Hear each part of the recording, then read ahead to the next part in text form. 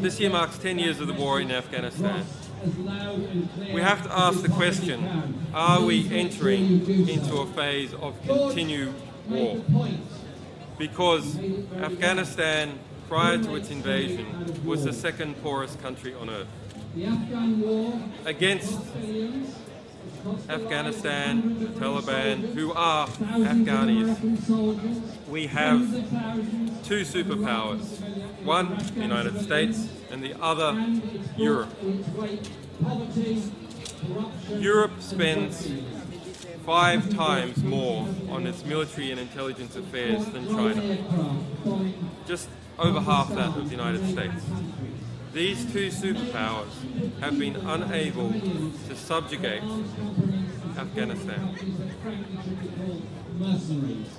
Can they subjugate Afghanistan? Of course they can.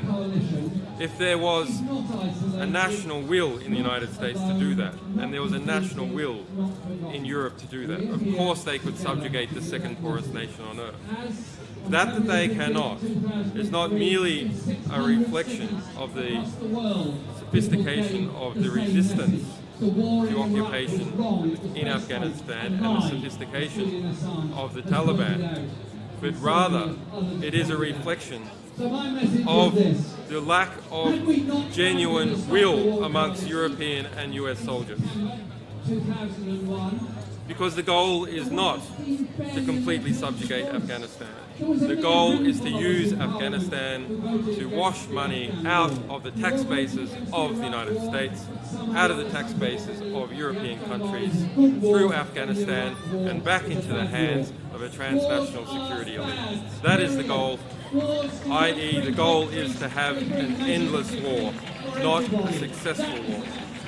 So Stop the War Coalition is important because we have to prevent it becoming normal for there to be a constant war. Very soon, within the next few years, it will become the normal for there to be a constant war in the West. People will reach maturity and adulthood under the understanding that there is always a war. And at that point, war will not be something that is unusual or surprising or horrifying. War will become the new normal.